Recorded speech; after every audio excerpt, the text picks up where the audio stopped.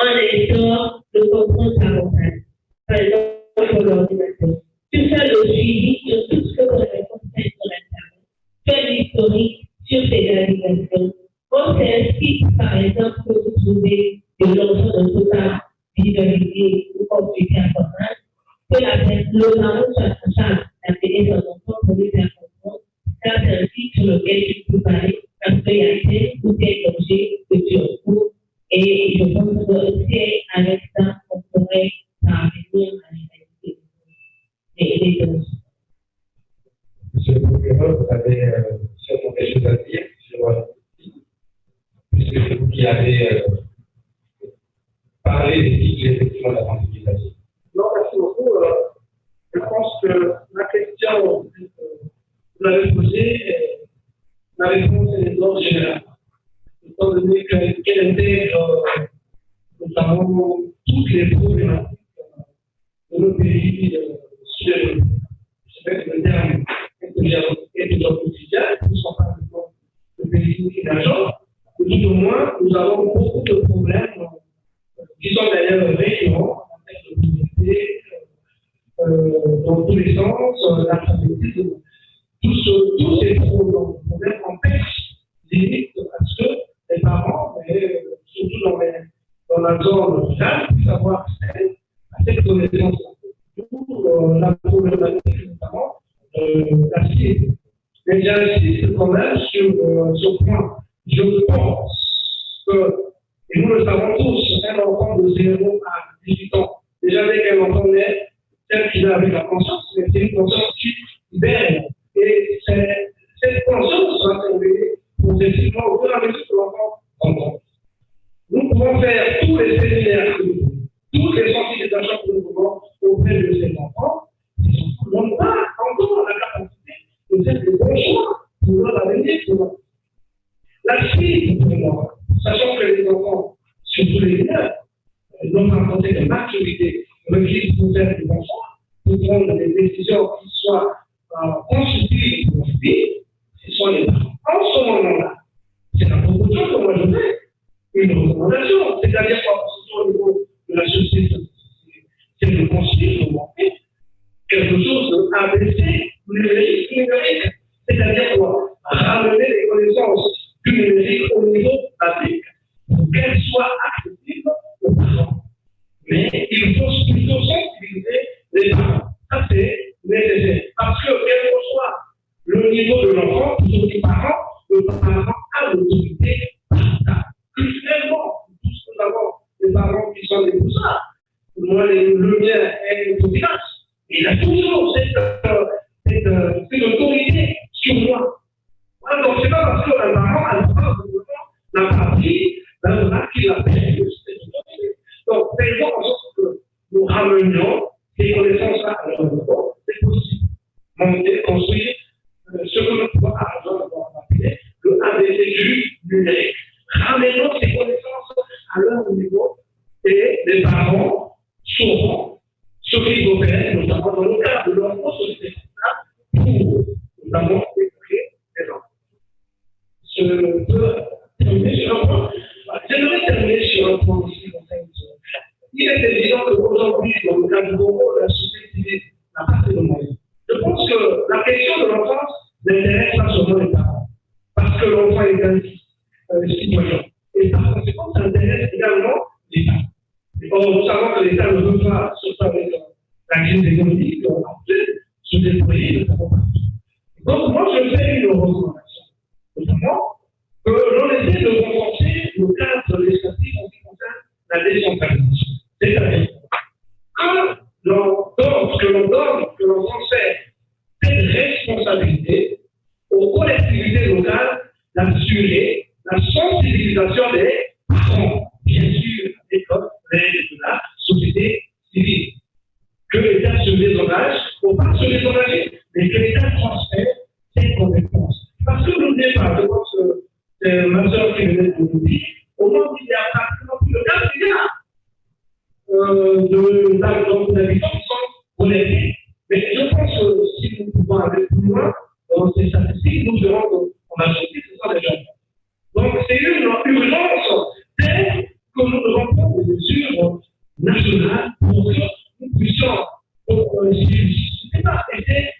s'impliquer sur eux-mêmes. Sinon, demain, à chaque fois, nous aurons une délinquance éclatante que nous n'arriverons même pas à contrôler.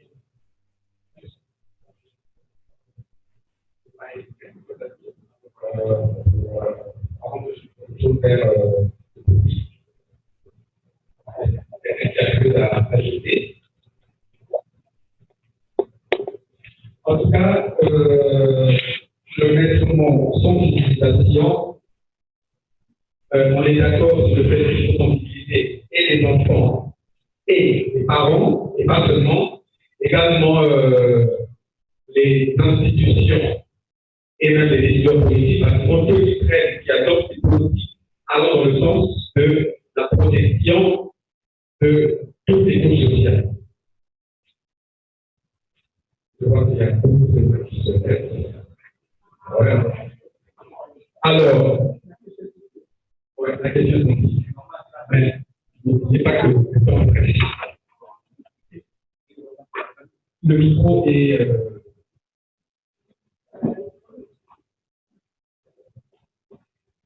Alors, pour vous présenter et vous désigner la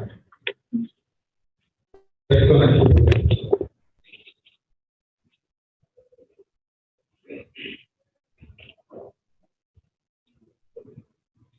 Bonjour. C'était juste une précision. Je trouve que vos positions en réalité ne sont pas antagonistes. On a perçu un antagonisme et je pense qu'il y a moyen de concilier vos points de vue. Autant la sensibilisation des parents est importante, autant celle des enfants également est importante. Je déplore, c'est un bon mot, le fait que le débat est centré sur la protection de l'enfance alors que le texte est sur la famille. Alors, il y a également des jeunes femmes qui sont très exposées aujourd'hui avec des vidéos, des photos qu'elles auraient eues avec un ancien conjoint qui se trouvaient sur les réseaux sociaux, la réputation de certaines personnes, hommes, femmes, parents, enfants, qui se trouvent salis. Et je crois savoir qu'on n'a pas de texte de loi qui promeut le droit à l'oubli, comme c'est le cas en France récemment. Donc, ce sont autant de questions pour lesquelles on aurait aimé avoir un débat. Et puis enfin, pour terminer, j'ai trouvé que depuis ce matin, il y avait quand même, de façon globale, beaucoup d'affirmations péremptoires. On a eu droit ce matin, les enfants n'avaient pas de mémoire. Et puis là, beaucoup de parents sont analphabètes. Les cours du soir n'existent pas. Ça fait beaucoup d'affirmations un peu trop gratuites. Merci beaucoup.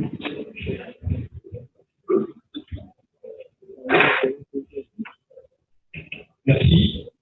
J'ai fait le même constat que l'ami Akali, parce qu'il n'est parlé que de l'enfant, un peu des parents. On a parlé de famille. La famille, c'est papa, maman, les parents qui communiquent. Je pense que tous, on a déjà reçu cette vidéo où les enfants étaient connectés. On a eu à échanger les parents, les enfants. Les enfants ne sont pas rendus compte que les parents étaient échangés. J'ai une mère qui est brûle, on me place à côté d'une mère tendre qui me propose un repas, je mange. Étant donné que je suis connecté, je ne me rends pas compte de ce qui se passe. Donc, il y a un point de désocialisation de la famille. À part ce problème, nous avons un grand problème au Congo. On est heureux de savoir que nos enfants sont accros au téléphone, même s'ils n'ont pas de mémoire. Ils sont accros quand même au téléphone, ils retiennent des choses, mais quand il y a un problème qui surgit, on accuse quelqu'un, on accuse la société. Les parents téléchargent les applis de jeu sur les tablettes de leurs enfants. Eux-mêmes n'ont jamais joué à ces jeux. Ils n'ont jamais joué à ces jeux, que ce soit les jeux satanistes ou quoi, ils ne se rendent pas compte. Et après qu'on a les conséquences, on accuse leur nom d'avoir mis à la disposition Internet. La famille, c'est papa, maman qui communiquent dans les règles. Et on doit d'abord respecter les règles. Quand on dit, en France, c'est 1 heure de communication électronique, y compris la télévision et le téléphone. Pourquoi offrir un enfant de 9 ans un smartphone? Pourquoi faire? Je ne sais pas si les poules là. Donc la protection de l'enfant, c'est la protection de la famille est différente de la protection de l'enfant. La famille, c'est papa, maman et les enfants. Merci.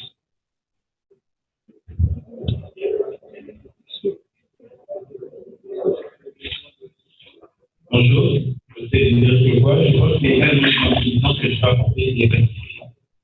Moi, je reste toujours convaincu que tout cela dépend d'une éducation de base à la maison. Je donne un exemple simple, l'exemple c'est la mienne. Moi, j'ai été éduqué 20 heures, tout le monde être à la maison pour le poster les heures sur le chemin. J'ai grandi avec ça et aujourd'hui, c'est difficile qu'à 20 heures que je sois à l'extérieur. Même lorsque je suis à l'extérieur, je dois être devant pour les heures sur le chemin. Vous voyez? Lorsqu'un enfant grandit déjà avec une éducation pareille, je crois que même avec le smartphone, même dans le cyberespace, il saura comment placer les cartes. Il y a cette l'auto-protection en fait. Lorsque le parent a déjà enseigné son enfant qu'il faut faire ceci, il faut faire ceci, il faut faire cela, même dans le cyberespace, l'enfant place déjà les garde-fous. C'est que je ne peux pas faire ceci. Le cyberespace, c'est quoi? C'est juste la reproduction de la vie réelle et du vivant. Et ça se passe également dans le cyberespace. Pour moi, je suis sûr et convaincu que tout dépend d'une éducation pédale, la relation entre les parents et les enfants.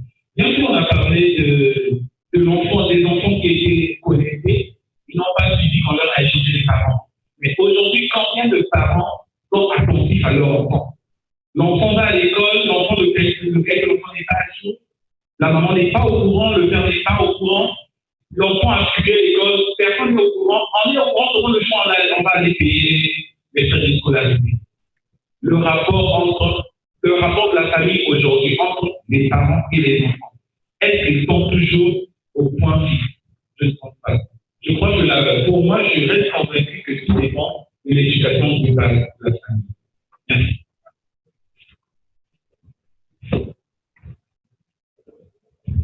Merci. Je suis monsieur David Gardel-Pani. J'ai d'abord une observation. C'est une constatation que les parents et les enfants ne courent pas les mêmes risques. Et par conséquent, je crois que là, n'est pas de plus de la ici. Étant donné que les parents sont les chefs, permettez-moi l'expression, du foyer, et donc la sensibilisation ou l'éducation des parents est importante.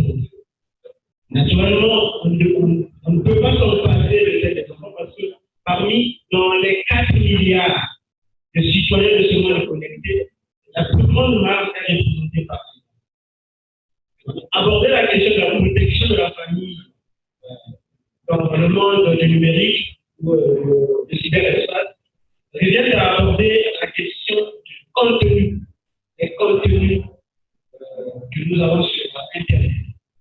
Et je poserai la question donc au procureur. Monsieur le procureur, pensez-vous que notre cadre légal nous permet ou nous protège-t-il de ces contenus, je dirais, malsains qui circulent sur Internet? Merci.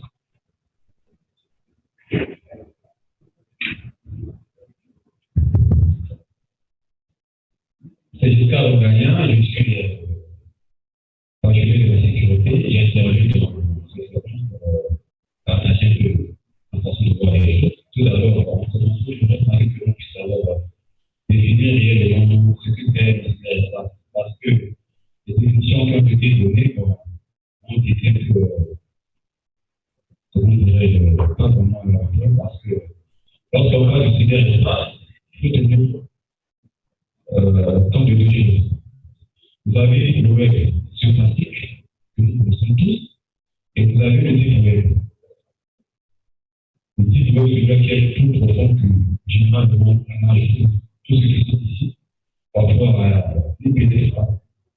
Le capitaine Ibarra qui est là est mieux placé pour parler du site web parce qu'on a écouté le site web. D'abord, dans le cyberespace, tout ce qui sont d'abord les téléphones que nous utilisons, les adresses email, le site web que nous utilisons. Donc, parler de la protection de la famille, de l'enfant, du cyberespace, je trouve que si vous n'êtes pas d'abord acteur comme numérique ou bien de la sécurité informatique, c'est difficile d'abord de savoir. Je vous prends un cas simple, vous avez à Kinshasa, des applications Android qui sont reçues dans la rue. Vous téléchargez ça avec dans la rue, vous achetez. Avec mon ami numérique qui est à côté. Nous avons fait des témoins en Caï. On a compris que tout est centré ici, sans aller en Caï, on a fait des témoins. Comment cela pouvait placer un téléphone Android à distance, donner des informations, envoyer des informations. On appelle ça ce qu'on envoie des Caï. Nous n'avons pas les moyens de partager tout le concours pour aller faire ce genre de choses. Mais ici, lorsqu'on parle du cyberespace, apparemment, on s'arrête seulement Internet. Déjà, les applications que nous utilisons tout d'abord, si ça n'a pas été, ça a été d'abord créé par Internet, vous ne savez pas ce qui fait un nouveau donné. Parce qu'on parlait des arnaqueurs, ils sont partout, même ici dans la salle, même ici à Montagnier.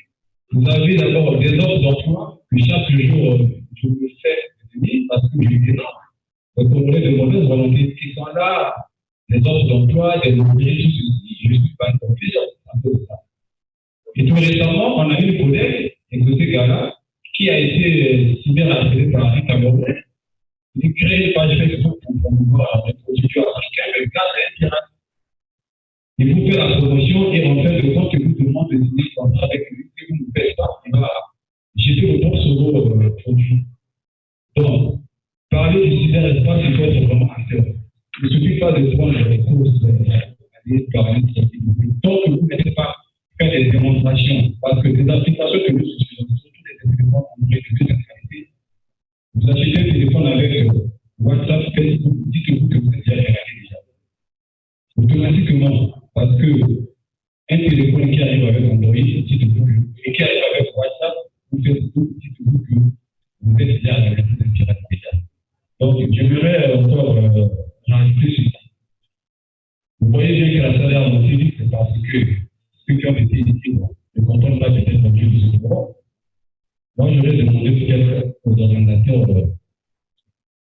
au lieu de centraliser tout ici en Montagnier, pour aller faire ce genre d'événements à l'intérieur du pays. Parce que ici, les gens sont préoccupés par leurs affaires, mais à l'intérieur du pays, des événements, vous verrez même que les gens ne remettent pas aux gens.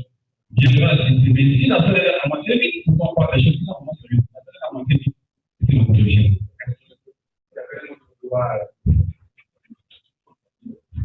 Merci.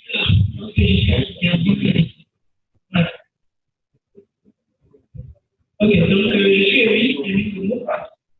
J'aimerais intervenir justement sur cette question parce que je pense que ce qui est évoqué ici, la base, c'est l'éducation. C'est un volet en fait de l'éducation.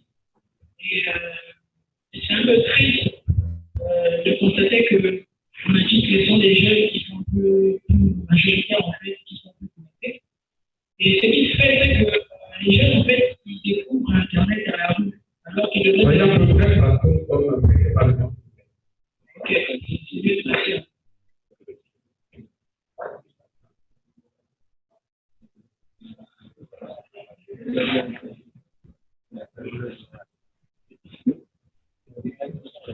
Merci pour la parole et merci de la situation de l'Europe.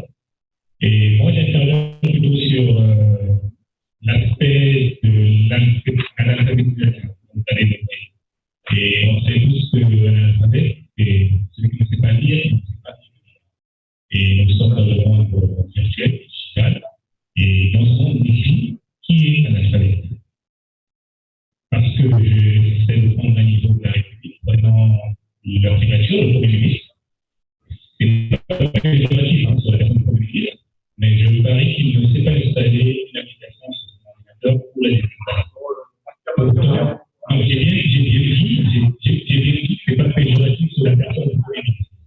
D'accord? On se comprend? C'est pas péjoratif que cette personne soit leader sur un niveau de marche que je fais le corps. Donc, je disais que je parie qu'on ne sait pas installer ou désinstaller une application sur son ordinateur. Alors, ma question est de savoir qui est réellement un alphabet dans le monde du digital. Merci. En tout cas, c'est le dernier intervenant parce que nous sommes.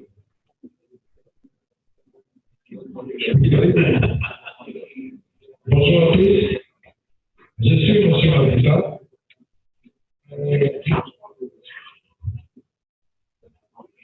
Moi, je pense que lorsqu'un groupe d'esclaves s'organise dans ce genre de milieu, c'est pour apporter des solutions simples. Je vais poser une question parmi nous. Parce que ici, ça c'est mon point de vue. Moi, je suis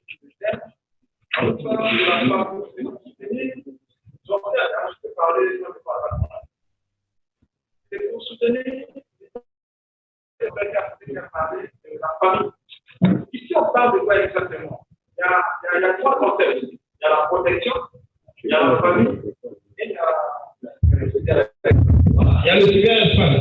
Peu importe, les définitions n'ont pas porté sur les concepts du cyberespace.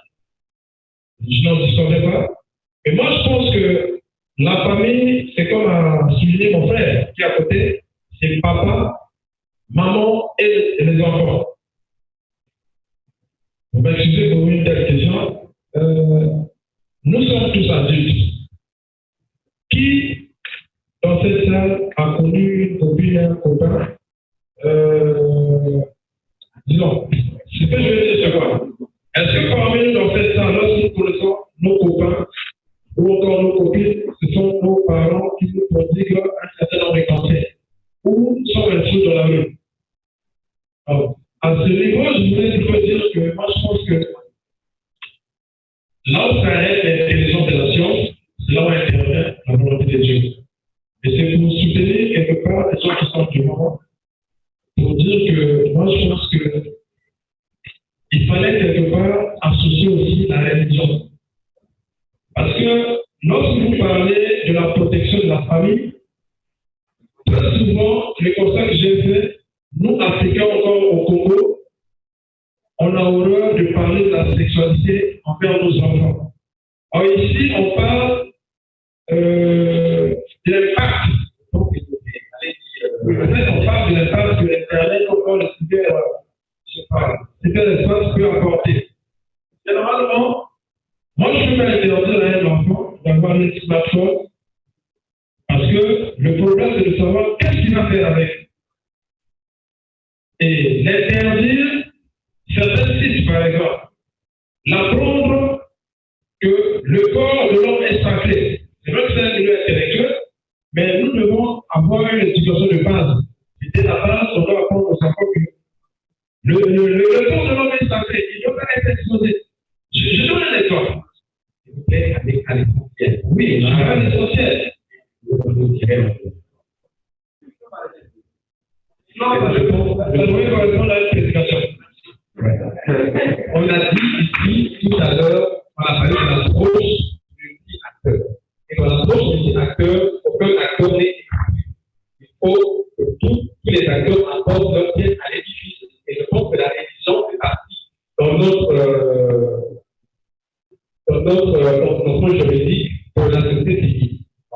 Ils ne sont pas exclus, ils peuvent également apporter leur bien à l'édifice pour effectivement éduquer. Je crois qu'on a eu que deux questions. La première, c'était relative à l'analphabétisme.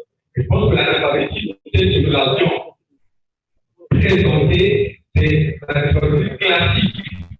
C'est-à-dire que la personne ne sait pas bien écrire. Parce que les questions que nous avons regardées, en fait, c'est qu'on peut comprendre à cette catégorie de personnes les dangers et les effets de cyberespace. Maintenant, une autre catégorie, parce que les gens ne savent pas lire et plutôt utiliser les smartphones et autres, peuvent également être rangés dans une catégorie de l'alphabet, qui sont le but de l'utilisation des nouvelles technologies. Monsieur le procureur, vous avez une question. Merci beaucoup pour Merci pour la question qui a été posée par mon très cher Taïwanisi. Me permettez 2 mots. J'aimerais tout simplement dire que nous n'avons pas pu avoir le temps, notamment de présenter tout ce que nous avons pu préparer. Et nous savons que nous avons d'autres panels qui doivent intervenir. Sinon, rassurez-vous, nous sommes en train de préparer et nous avons tout ce qu'il faut pour satisfaire autant faire ce peu à vos attentes. Oui, effectivement, il fallait que nous définissions la famille. Plus que la famille, effectivement, c'est papa, maman et les enfants. Ça, c'est sûr, certain. Mais j'aimerais même mettre en votre discussion, puisque nous avons que la famille aujourd'hui, dans les sociétés occidentales, notamment, ne correspond plus à notre réalité ici, puisqu'elles peuvent constituer de 2 personnes de 2 sexes qui remplissent. Bref, ce sont des questions aussi qui peuvent être évoquées dans l'après-midi. En ce qui concerne la question que M. le Président dit, le cadre des handicapés. Bon, nous avons eu un panel ici où il y a eu un débat enrichissant sur le cadre des grades au Congo. Je pense que nous avons eu une partie de réponse, puisque tous les cas étaient convaincus qu'il y avait une insuffisance. Je pense que c'était M. Romain qui a même commencé son propos par ce terme, insuffisance. Mais si nous pouvons retenir ce terme a priori, nous aimerons quand même insister sur le fait que, en ce qui concerne la protection de la famille dans le cyberespace, il n'y a aucune législation au Congo jusqu'à ce jour. Certainement, nous attendons, puisqu'il y a des lois qui sont en débat, donc certainement, dans ces lois, il y en a, mais à l'heure actuelle, il n'y a aucune disposition légale, il n'y a aucun texte légal portant protection de la famille dans le numérique ou bien dans le cyberespace. Ce que nous faisons juste des adaptations. Parce qu'effectivement, il y a certaines infractions qui sont commises via ces technologies, mais qui sont des infractions graphiques.